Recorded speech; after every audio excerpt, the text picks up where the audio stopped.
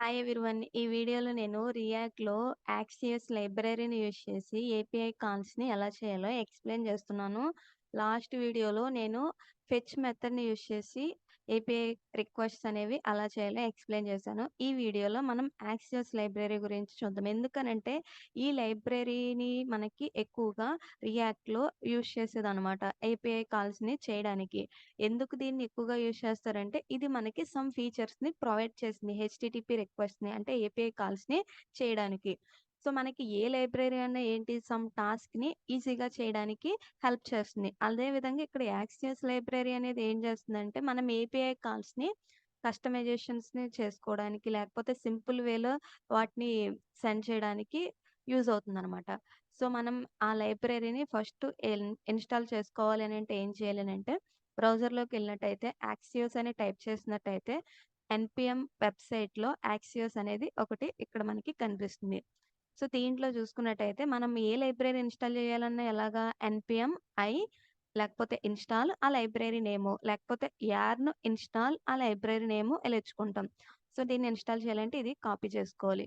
So, దీనివల్ల మనకి benefits ఏంటో ఇక్కడ మనకి ఫీచర్స్ అనే దాంట్లో చూడొచ్చు. సో, దీని వల్ల ఇదెందుకు మనకి యూజ్ అవుతుంది? హెచ్‌టిటిపి రిక్వెస్ట్స్‌ని ఎక్స్ఎంఎల్ హెచ్‌టిటిపి రిక్వెస్ట్స్‌ని బ్రౌజర్ నుండి సెండ్ చేయడానికి.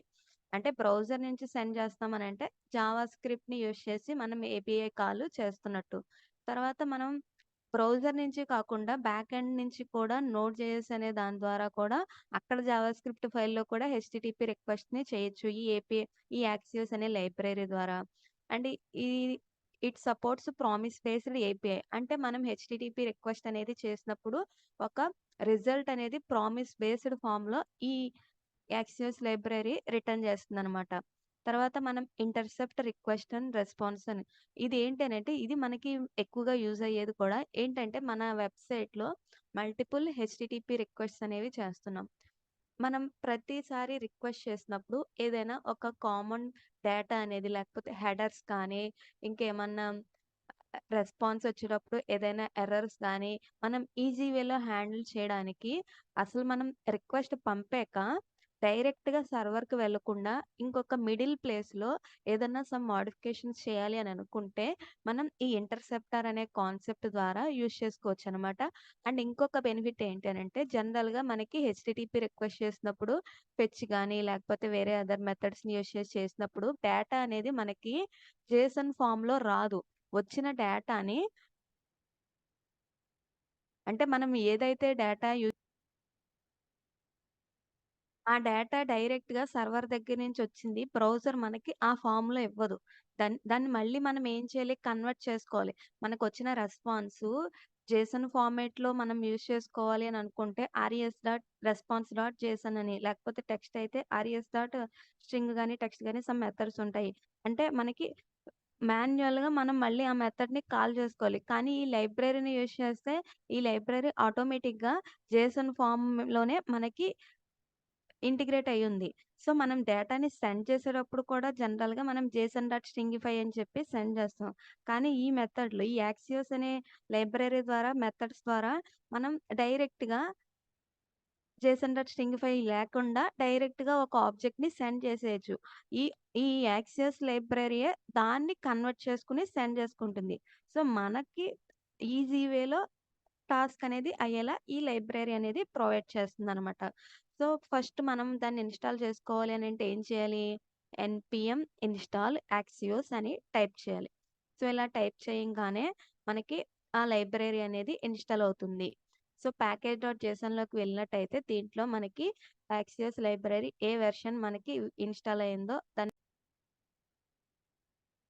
సో, నేను ప్రీవియస్ వీడియోలో ఈ ఏపీఐ రిక్వెస్ట్‌ని చేయడానికి ఫెచ్ మెథడ్‌ని యూజ్ చేసి చెప్పాను.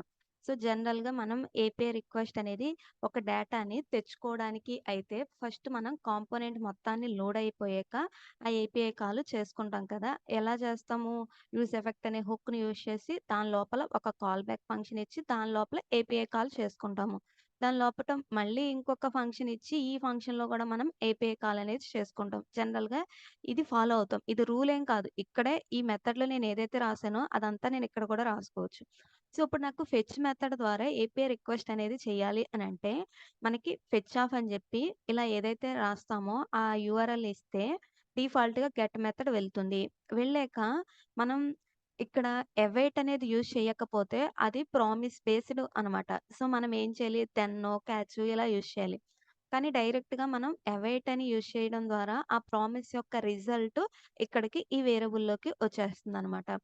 సో, ఇప్పుడు మన రిక్వైర్మెంట్ ఏంటి అనంటే, దీన్ని యాక్సియస్ లైబ్రరీ ద్వారా చేయాలి. ఇప్పుడు నేను ఇది నార్మల్‌గా చేస్తే మనం ఏం చేసాము ఫస్ట్ టైము అవైట్ అనే కీవర్డ్ ఇచ్చి ఆ యూఆర్ఎల్ ఇచ్చుకున్నాము. తర్వాత ఆ వచ్చిన రెస్పాన్స్ ఏదైతే ఉందో అది మనకు కావాల్సిన డేటానే ఇవ్వదు. మల్టిపుల్ ఇన్ఫర్మేషన్ అనేది ఉంటుంది. కానీ దాన్ని మనం యూజ్ చేసుకునే ఫార్మ్‌లో కావాలి అనంటే మళ్ళీ మనం ఏం చేయాలి? rs.json అని ఇవ్వాలి. ఎక్కడ మనం ఫెచ్ మెథడ్‌ని యూజ్ చేస్తే. సో, ఇప్పుడు నాకు ఈ అవుట్‌పుట్ చూసినట్టయితే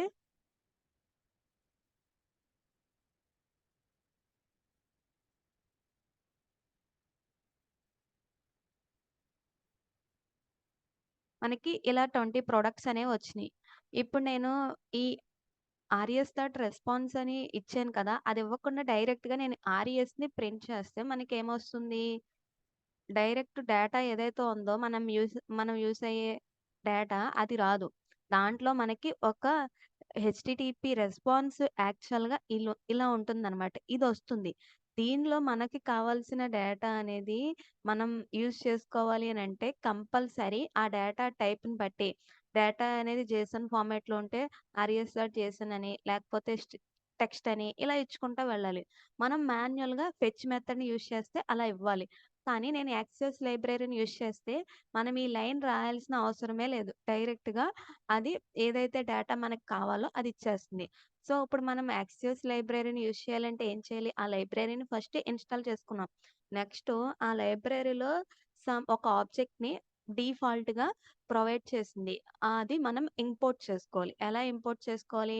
మనకి అక్కడ డిఫాల్ట్‌గా ఎక్స్‌పోర్ట్ చేసింది కాబట్టి, ఇక్కడ నేను ఈ ఫైల్‌లో ఏ నేమ్‌తోనైనా ఇచ్చుకోవచ్చు. ఇంపోర్ట్ ఫ్రమ్ అని ఇస్తే దాని మీనింగ్ ఏంటనంటే, మనకి యాక్సియోస్ అనే లైబ్రరీలో డిఫాల్ట్‌గా ఒక ఆబ్జెక్ట్ ఎక్స్‌పోర్ట్ అయ్యుంది. సో, దాన్ని నేను ఇక్కడ ఈ కాంపోనెంట్‌లో, ఈ ఫైల్‌లో నేను ఏ నేమ్‌తోనైనా ఇచ్చుకోవచ్చు. యాక్సియోస్ అని ఇస్తాము జనరల్‌గా దీని నేమ్ కూడా. ఇప్పుడు మనం ఏం చేయాలంటే, ఇక్కడ మనం ఇంపోర్ట్ చేసుకున్న ఆబ్జెక్ట్ ద్వారానే అన్ని మెథడ్స్‌ని కాల్ చేసుకుంటామనమాట. సో, నేను ఇంతకుముందు ఏం చేశాను, అవైట్ ఆఫ్, ఫెచ్ ఆఫ్ అని చెప్పి ఈ యూఆర్ఎల్ ఇచ్చాను. అండ్ తర్వాత దానిలో వచ్చిన రిజల్ట్‌ని మళ్ళీ జేసన్ కింద కన్వర్ట్ చేసి ఇచ్చేసాను. కానీ ఇప్పుడు నేను ఏం చేస్తానంటే, అవైట్ ఆఫ్ అని చెప్పి ఇక్కడ నేను ఫెచ్ మెథడ్ కాకుండా యాక్సియోస్ అని ఇస్తున్నా. యాక్సియోస్ డాట్ మనకి యాక్సియోస్ మెథడ్‌లో ఈజీగా ప్రతి దానికి మెథడ్స్ అనేవి ఉన్నాయి. గెట్ రిక్వెస్ట్‌కి అయితే గెట్టు, పోస్ట్ అయితే పోస్టు, పుట్ అయితే పుట్టు ఇలా ఉన్నాయి. ఆ యాక్సియోస్ అనే ఆబ్జెక్ట్ మనం ఇక్కడ ఇంపోర్ట్ చేసుకున్నాం గదా! దాంట్లో గెట్ అనే మెథడు. దానికి మనం యూఆర్ఎల్ ఇచ్చాము. ఇప్పుడు నేను ఈ రెస్పాన్స్ ఏదైతే ఉందో దాన్ని ప్రింట్ చేస్తే console dot log of response ఏదైతే మనకొచ్చిందో దాన్ని ప్రింట్ చేస్తే ఇంతకుముందు డైరెక్ట్‌గా ఆ హెచ్‌టిటిపి కాల్ చేసాక వచ్చింది ఈ విధంగా వచ్చింది. కానీ మనం ఇది ఇప్పుడు చూసుకున్నట్టయితే కొత్తగా చేసింది యాక్సియోస్ లైబ్రరీని యూజ్ చేసాం కదా! దీంట్లో చూసుకుంటే మనకి యూజబుల్ ఫార్మ్‌లోనే డేటా అనేదొచ్చింది. కాకపోతే దీంట్లో ఒక ప్రాపర్టీ నేమ్ ద్వారా డేటా అనే ఒక ప్రాపర్టీ ద్వారా మనకి యూజ్ అవుతుందనమాట. మనకు కావాల్సిన డేటా. ఇందులో అసలు మనం యూజ్ చేసుకోవడానికి వీలుగా ఉండదు. ఫెచ్ మెథడ్‌ని యూజ్ చేసినప్పుడు డైరెక్ట్‌గా. మళ్ళీ దాన్ని కన్వర్ట్ చేసుకోవాలి. అంటే ఆ రెస్పాన్స్ డాట్ జేసన్ గాని, స్ట్రింగ్ గాని, టెక్స్ట్ గాని. కానీ ఇప్పుడు నేను యాక్సియోస్ యూజ్ చేసినప్పుడు ఆ రిటర్న్ అయింది ఏదైతే వచ్చిందో అదొక ఆబ్జెక్ట్‌లా వచ్చింది. దాంట్లో డేటా అనే కీలో మనకి యూజబుల్ డేటా అనేది ఉంటుందనమాట. సో, నేనిప్పుడు ఈ ఆర్ఎస్ డాట్ డేటా అని ఇస్తే మనకి అక్కడి నుంచి వచ్చిన డేటా యూజ్ అయ్యేది ఏదైతే ఉంటుందో అందులో ఉంటుందనమాట. అంటే ఆ రిక్వెస్ట్ చేసినప్పుడు ఏదైతే డేటా వస్తుందో. అంటే నేనిక్కడ ఏం చేశాను 2 టైమ్స్ అవైట్ ఆఫ్ అని చెప్పి ఇవ్వలేదు. ఆ వచ్చిన రెస్పాన్స్‌ని మళ్ళీ నేను వేరే ఫార్మ్‌లోకి కన్వర్ట్ చేయలేదు. డైరెక్ట్‌గా దాంట్లోనే ఒక కీవర్డ్ పెట్టి అంటే ఒక ప్రాపర్టీ డేటాని యూజ్ చేస్తే మనకొచ్చేసింది. సో, మనం ఏం చేసాము యాక్సియోస్ డాట్ గెట్ ఆఫ్ అని చెప్పి యూఆర్ఎల్ ఇచ్చాము. ఇప్పుడు నాకు గెట్ మెథడ్ కాబట్టి జస్ట్ యూఆర్ఎల్. అదే నేను పోస్ట్ చేయాలి అని అనుకుంటే ఏం చేయాలి? పోస్ట్ మెథడ్ ఇలా రాసి తర్వాత దానిలో యూఆర్ఎల్ అనేది ఫస్ట్ ఆర్గ్యుమెంట్ కామా పెట్టి నెక్స్ట్ బాడీ ఇవ్వాలి. మనం ఏదైతే డేటాని సెండ్ చేయాలని అనుకుంటున్నామో ఆ డేటాని ఇక్కడ ఆబ్జెక్ట్ ఫార్మ్‌లో ఇవ్వాలి. మనం నార్మల్‌గా అయితే ఆ ఆబ్జెక్ట్‌ని స్ట్రింగ్ కింద కన్వర్ట్ చేసి అప్పుడు సెండ్ చేస్తాం. జేసన్ డాట్ స్ట్రింగిఫై ద్వారా సెండ్ చేస్తాం. నేనిక్కడ ఏం చేస్తానంటే ఫేక్ స్టోర్ ఏపీఐలో ఒక శాంపుల్ ఆబ్జెక్ట్‌ని పోస్ట్ చేయడానికి కాపీ చేస్తున్నాను. సో, ఇది కాపీ చేస్తున్నాను. సో, దీన్నే నేనిక్కడ పేస్ట్ చేస్తున్నాను. ఇప్పుడు నేనేం చేశాను యాక్సియోస్ డాట్ పోస్ట్ ఆఫ్ అని చెప్పి ఫస్ట్ ఆర్గ్యుమెంట్ యూఆర్ఎల్ ఇచ్చాను. సెకండ్ ఆర్గ్యుమెంట్ ఒక ఆబ్జెక్ట్ ఫార్మ్‌లో డేటాని ఇచ్చాను. సో, నేనిప్పుడు ఈ కన్సోల్‌లో ఆ రిజల్ట్ ఏదైతే ఏపీఐ రిక్వెస్ట్ చేసామో దాని యొక్క రిజల్ట్‌ని ప్రింట్ చేస్తే మనకు అవుట్‌పుట్ ఏమొస్తుందంటే యాక్చువల్ రెస్పాన్స్ ఆ సర్వర్ మనకి ఎలా ఇచ్చిందంటే మనం ఏదైతే సెండ్ చేసామో ఆ డేటానే మళ్ళీ రిటర్న్ చేసింది. ఒక కొత్త ఐడీ క్రియేట్ అవుతుంది. అది 21 ఇచ్చింది. మనం డిఫాల్ట్‌గా గెట్ రిక్వెస్ట్ చేసినప్పుడు 20 రికార్డ్స్ వస్తాయి. ఇప్పుడు మనం ఒకటి కొత్తది యాడ్ చేసినట్టుగా అది సిమ్యులేట్ చేసి 21 అనేది న్యూ ఐడీ కింద జనరేట్ చేసింది. ఆ డేటా మనం ఏదైతే సెండ్ చేసామో సేమ్ అదే మళ్ళీ మనకి వచ్చేలా చేసింది.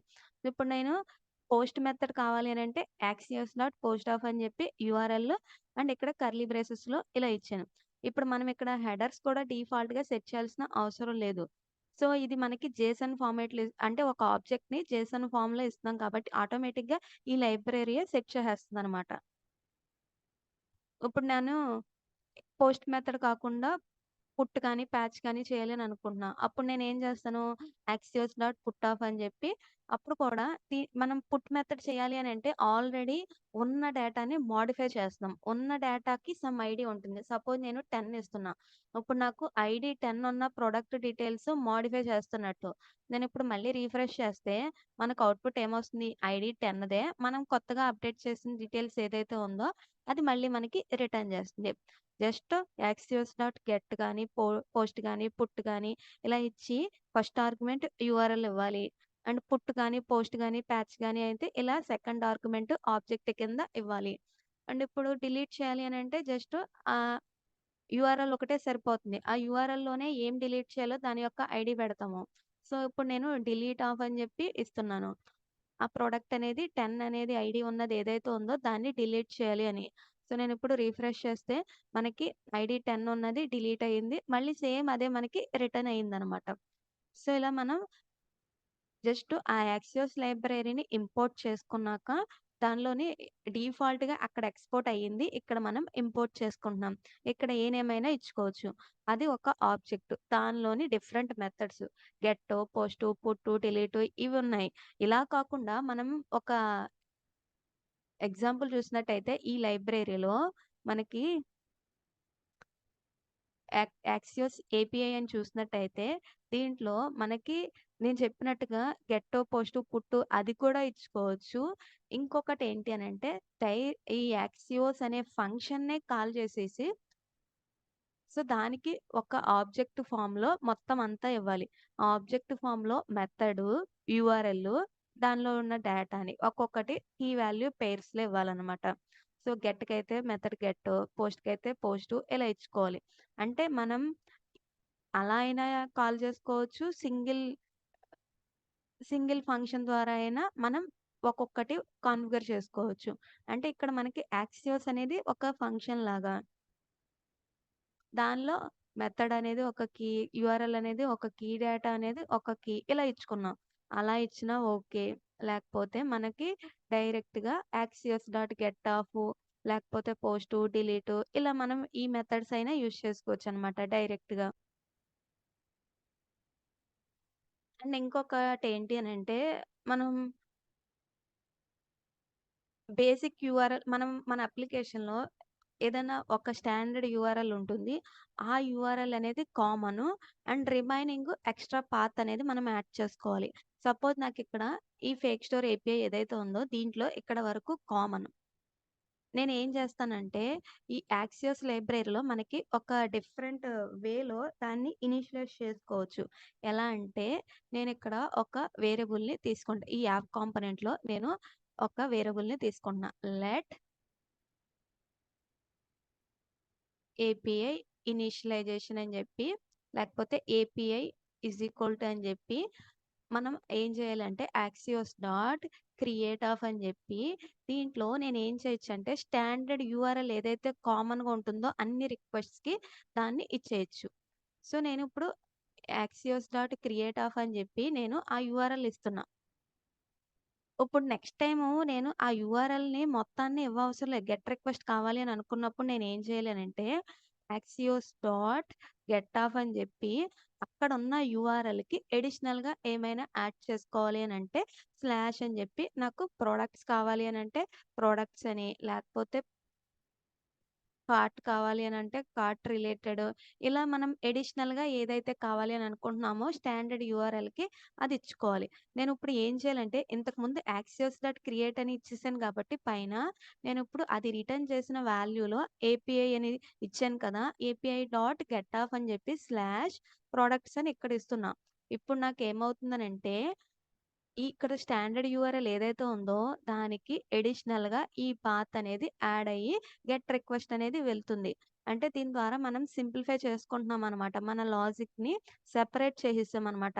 ఇంతకుముందు ప్రతిసారి యూఆర్ఎల్ రాసేవాళ్ళం. కానీ ఇప్పుడు మనం ఏం చేయొచ్చు, ఆల్రెడీ ఈ యూఆర్ఎల్ అనేది మనకి కామన్ ప్రతి దానికి అని తెలుసు. అప్పుడు మనం దాన్ని ఇనిషియలైజ్ చేసుకుంటాం. ఎలా చేస్తాము? యాక్సియోస్ డాట్ క్రియేట్ ఆఫ్ అని చెప్పి ఆ స్టాండర్డ్ యూఆర్ఎల్ ఇచ్చుకుంటాం. ఇక్కడ మనం క్రియేట్ ఆఫ్ అని చెప్పి ఒక యూఆర్ఎల్‌ఏ కాదు. దాంట్లో డిఫరెంట్ ఆప్షన్స్ కూడా మనం ఇచ్చుకోవచ్చు. ఇనిషియలైజేషన్స్, హెడర్సు ఇలాంటివి కూడా మనం ఇచ్చుకోవచ్చు. అంటే ఇప్పుడు మనం ఏమైనా కామన్‌గా ప్రతి రిక్వెస్ట్‌కి కావాలి అని అనుకుంటామో అవి కూడా మనం ఇక్కడ పాస్ చేసి ఇనిషియలైజ్ చేసుకోవచ్చు. స్టాండర్డ్‌గా కావాలి అని అనుకున్నవి. ఇప్పుడు ఏపీఐ డాట్ గెట్ ఆఫ్ అని చెప్పి స్లాష్ ప్రొడక్ట్స్ ఇచ్చాను. అంటే ఈ యూఆర్ఎల్ ఏదైతే ఉందో దానికి స్లాష్ ప్రొడక్ట్స్ అని యాడ్ అయ్యి అప్పుడు గెట్ రిక్వెస్ట్ అనేది వెళ్తుందనమాట. సో, ఇప్పుడు మనకి అవుట్‌పుట్ చూసినా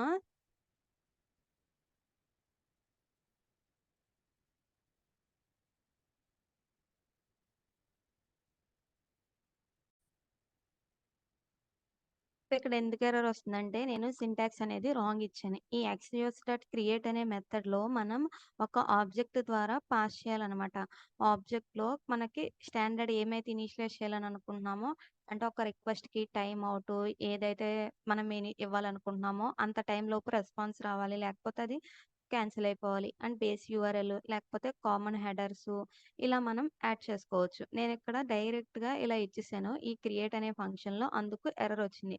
మనం ఎలా ఇవ్వాలి? ఒక ఆబ్జెక్ట్ ఫార్మ్‌లో ఇవ్వాలి. దాంట్లో బేస్ యూఆర్ఎల్ అని ఇస్తున్నా. దాని యొక్క వాల్యూ అనేది ఆ స్ట్రింగ్ ఏదైతే స్టాండర్డ్ యూఆర్ఎల్ ఉందో దాన్నిచ్చాను. ఇప్పుడు నేను యాక్సియోస్ డాట్ గెట్ ఆఫ్ అని చెప్పి స్లాష్ ప్రొడక్ట్స్ అని ఇచ్చాను. ఈ బేస్ యూఆర్ఎల్ మనం దీనికి ఇనిషియలైజ్ చేసాం గదా! దానికి ఈ స్లాష్ ప్రొడక్ట్స్ అనేది యాడ్ అయ్యి హెచ్‌టిటిపి రిక్వెస్ట్ అనేది వెళ్తుంది. ఇప్పుడు మనం రిఫ్రెష్ చేసినట్టయితే